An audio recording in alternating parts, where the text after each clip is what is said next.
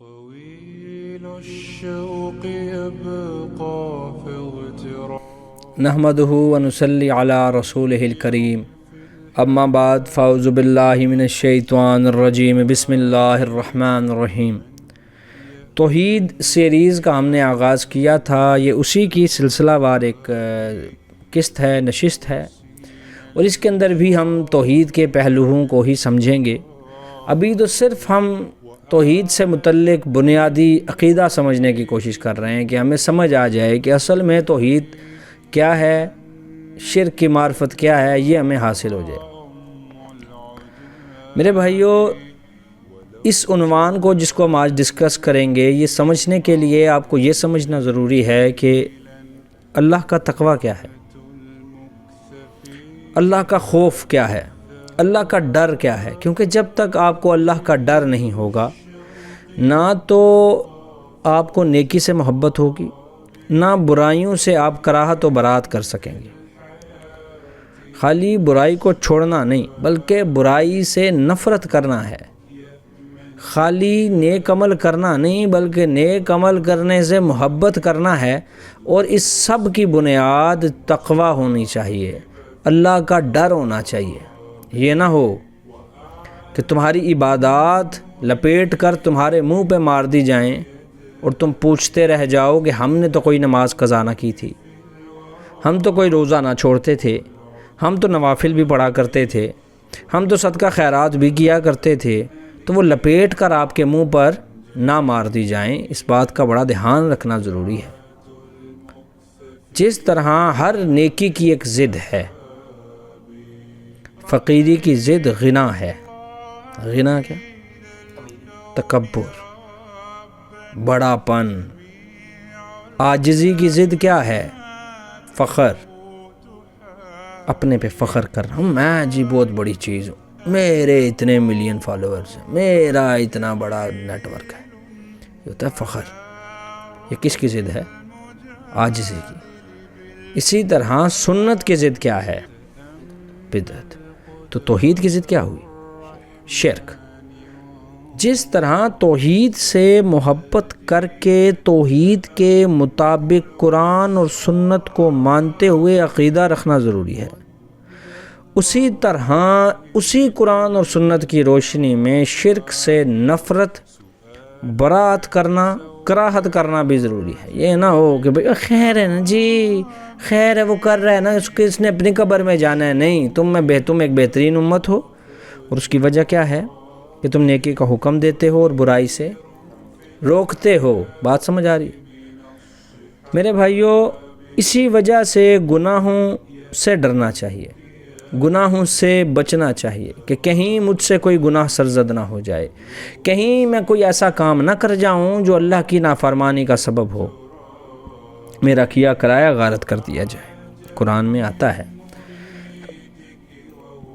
بے شک اللہ اس گناہ کو نہیں بخشے گا، کبھی معاف نہیں کرے گا۔ Most critical and sensitive issue. Allah کبھی معاف نہ کرے گا، بخشے گا نہیں اس گناہ کو کہ آپ اللہ کے ساتھ کسی کو شریک بنائیں، اور اس کے سوا اور گناہ جس کو چاہے وہ معاف کر دے گا۔ اچھا، اب اس سے دو باتیں سمجھ آئیں۔ نمبر ایک یہ کہ اللہ شرک کو کبھی معاف نہیں کرے گا، چاہے کرنے والا کوئی بھی ہو، چاہے کرنے والا کوئی مومن ہو، چاہے میں اس کو ایسے کہوں، چاہے کرنے والا کوئی نام نہاد مومن ہو، چاہے کوئی کرنے والا مسلمان ہو، چاہے کرنے والا کتنا ہی بڑا عالم ہو، کتنا ہی بڑا فقیہ ہو، کتنا ہی بڑے درجے پر دنیا میں فائز ہو، اگر وہ شرک کرتا ہوا تو اس کی ساری نمازیں، ساری عبادات غارت ہیں، قابل قبول نہیں ہیں، اور وہ گناہ نہیں بخشا گیا تو بندہ تو گیا نا۔ اب اللہ نے یہ نہیں کہا میں فی الوقت نہیں بخشوں گا، انہوں نے کہا میں کبھی بھی نہیں بخشوں گا۔ یعنی شرک کرنے والے دائمی طور پر جہنم میں ہوں گے، اور اس میں کوئی صراحت نہیں ہے کہ کوئی شخص یہ سوچے کہ شرک کرنے کے بعد وہ جہنم میں اپنی سزا کاٹ کے ایک نہ ایک دن ضرور جنت میں جائے گا۔ یہ اس کے ذہن کی وہ خوش گمانی ہے جس گمانی کا علاج قرآن کی اس آیت میں ہو گیا۔ وہ یہ سوچتا رہا کہ اگر میں اللہ کے سوا دوسروں کو پکارتا بھی ہوں تو میں تو جنت میں جاؤں گا۔ ہمارے فلانے پیر بزرگ جو ہیں وہ یہ کہتے ہیں کہ میں اس وقت تک جنت میں نہ جاؤں گا جب تک میرا ایک مرید بھی باہر ہے۔ تو میرے بھائی جان، یا تو یہ قول ان کا نہیں یا آپ کے بزرگ نہیں، دو ہی باتیں ہیں۔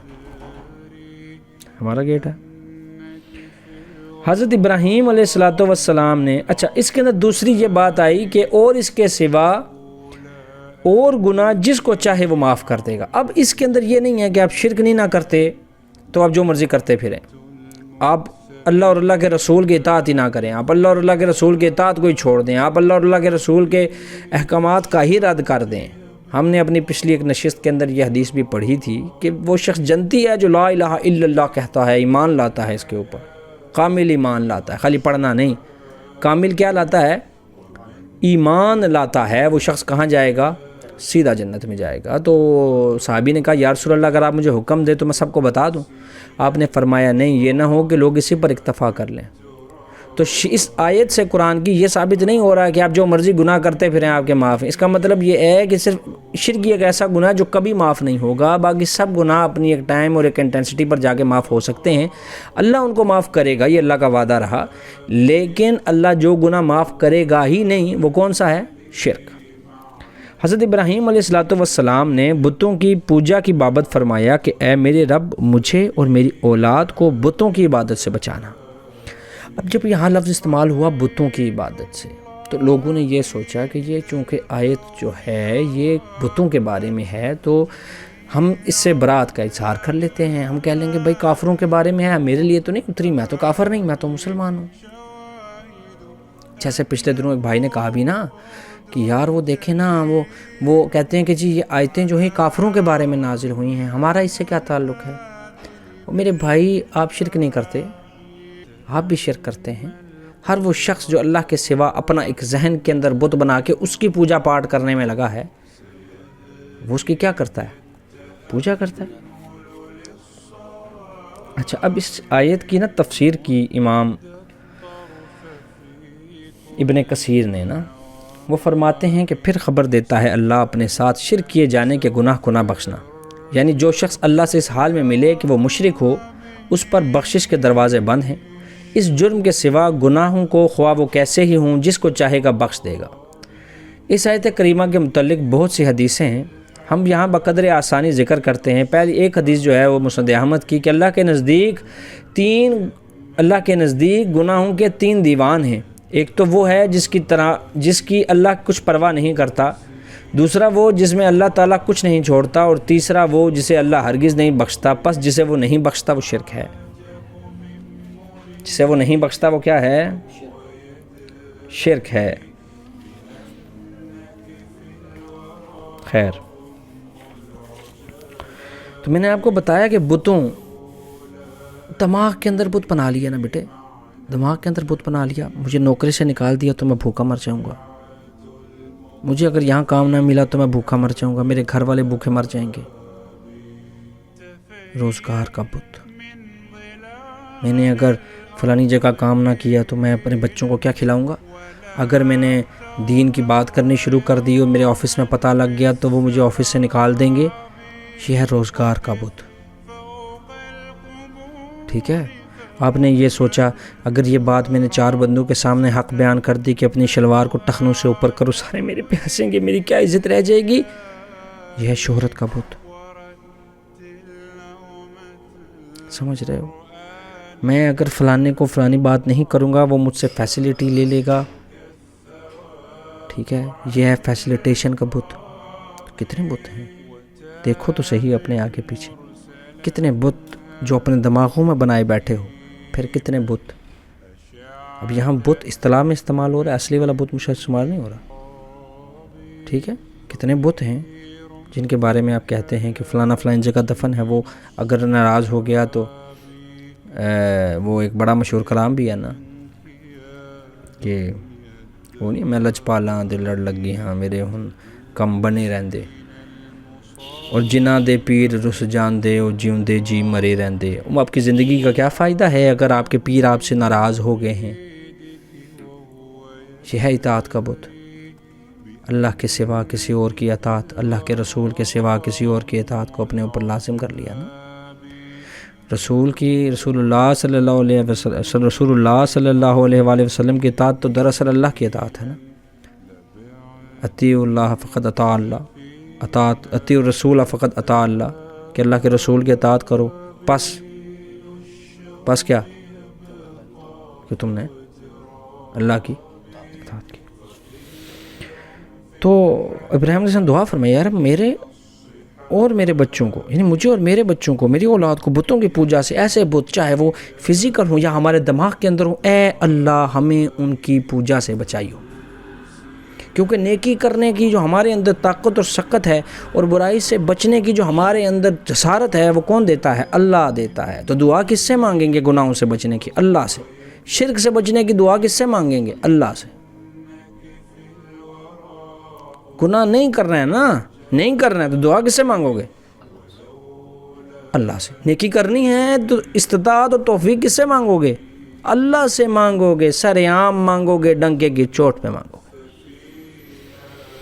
حدیث شریف میں آتا ہے رسول اللہ نے فرمایا کہ تمہارے بارے میں مجھے سب سے زیادہ ڈر ہی شرک اصغر کا ہے. کس چیز کا ڈر ہے؟ چھوٹا شرک کا. پوچھا کہ یا رسول اللہ یہ شرک اصغر کیا ہے؟ آپ نے فرمایا دکھلاوا اور ریاکاری. یعنی اگر تو ہم اس کا کور سمجھیں، اس کا کرکس سمجھنے کی کوشش کریں حذیفہ، تو اللہ کے رسول صلی اللہ علیہ وآلہ وسلم میں توجہ کرو، یہ فرما رہے ہیں بڑے واضح انداز میں کہ تم نے کوئی ایسا عمل جو اللہ کی رضا کے لیے کرنا تھا وہ تم نے دنیا کو دکھانے کے لیے کیا، چاہے وہ نماز ہے، روزہ ہے، زکوٰۃ ہے، حج ہے، چاہے قربانی ہے، چاہے سچ بولنا ہے، چاہے ایمانداری ہے، صرف اس لیے کہ دنیا میں شہرت ملے. تو تم نے کیا کیا؟ شرک کیا. نہیں ہم تو شرک نہیں کرتے، تو یہ کیا کرتے ہو؟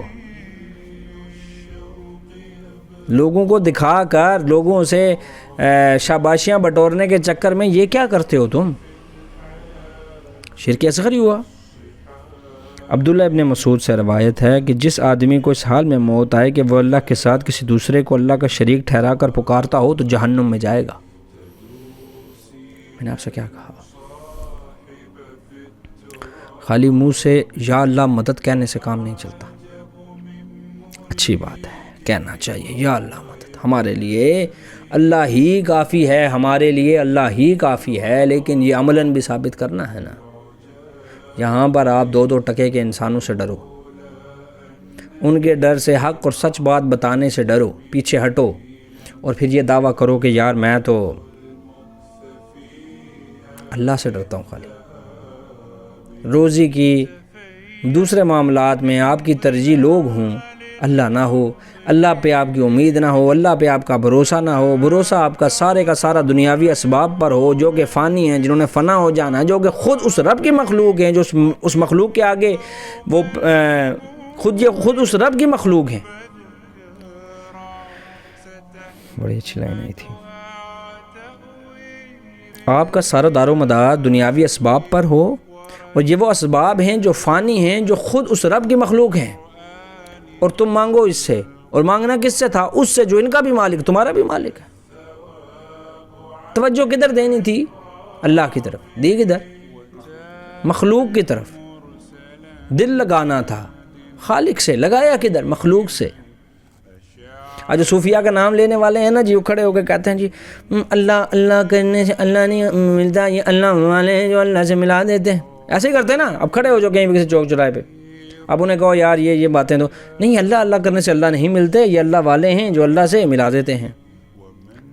بھائی اللہ والے جن کے آپ تذکرے کرتے ہیں وہ کہتے ہیں اللہ وہ ہے، خالق وہ ہے، مالک وہ ہے، رازق وہ ہے، شافی وہ ہے، تمہارا دوست وہ ہے، تمہارا وکیل وہ ہے، مددگار وہ ہے، کارساز وہ ہے.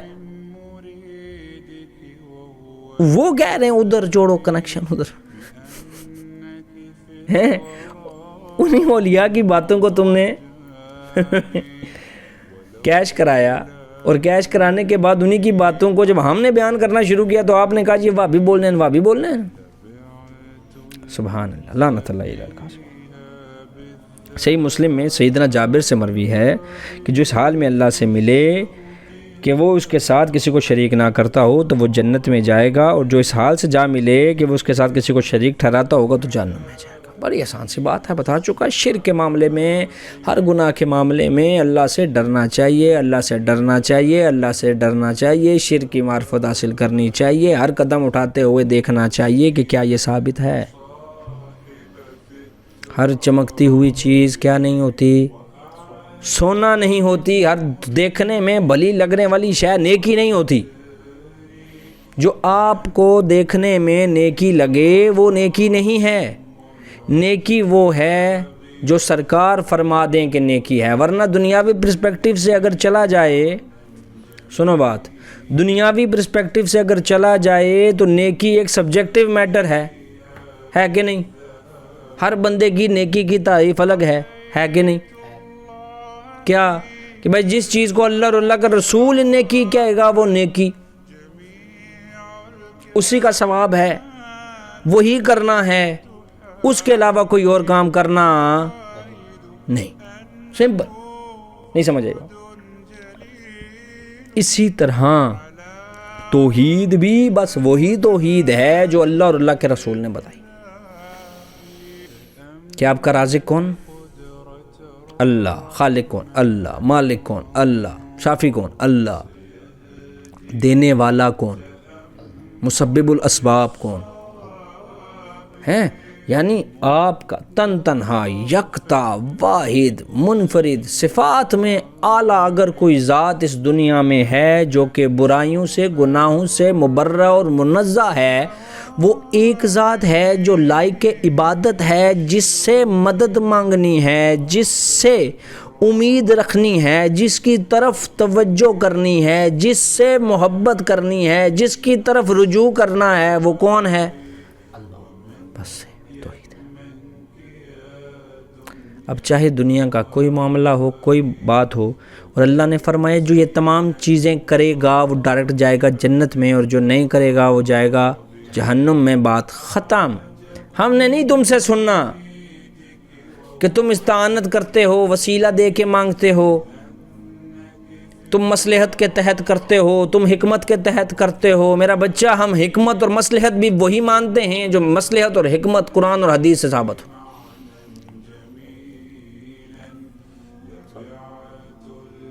ہر وہ چیز جو قرآن اور حدیث سے ثابت ہو، سر آنکھوں پر، نہیں تو جوتے کی نوک پر، کیونکہ دین تو وہی ہے اصلی جو قرآن اور حدیث سے ثابت ہے۔ سرکار دو عالم صلی اللہ علیہ وآلہ وسلم کی ذات گرامی ہمارے لیے نمونہ ہے تو ہے، بات ختم۔ اس میں بحث و مباحثے نہیں کرتے ہم۔ جب اس میں بحث و مباحثے نہیں کرتے نا تو پھر ہم اس میں بھی بحث و مباحثے نہیں کرتے کہ اللہ کے ساتھ شریک کیا جا سکتا ہے کہ نہیں، کسی اور سے مدد مانگی جا سکتی ہے کہ نہیں، کسی اور سے استعانت حاصل کی جا سکتی ہے کہ نہیں، کسی اور سے استغاثہ حاصل کیا جا سکتا ہے، نہیں تو نہیں نہ۔ تو انسان کو ہر وقت گناہوں کے معاملے میں اللہ سے ڈرنا چاہیے، گناہوں سے بچنا چاہیے، ریاکاری سے بچنا چاہیے۔ نیک لوگوں پر باقی گناہوں کی نسبت ریاکاری کا حملہ ہونے کا جو خدشہ ہے وہ زیادہ ہوتا ہے۔ شرک نہ کرنے والا آدمی جنت میں ضرور جائے گا، اور جسے شرک کی حالت میں موت آئی وہ جنت میں نہیں جا سکتا بلکہ وہ جہنم میں جائے گا، اگرچہ وہ بہت بڑا زاہد اور عابد ہی کیوں نہ ہو۔ اسی لیے ہم یہ دعا کرتے ہیں اللہ سے کہ اللہ ہمیں اپنی توحید پر رکھے، اپنے محبوب کی محبت میں رکھے، زندہ رکھے تو ان کی اطاعت میں، مارے تو ان کی اطاعت میں۔ ان کا خوف ہمارے دلوں پر حاوی کرتے، اللہ کا خوف ہمارے دلوں پر حاوی کرتے۔ اللہم اجرنا من النار، اللہم اجرنا من النار، اللہم اجرنا من النار، وما علینا الا البلاغ المبین۔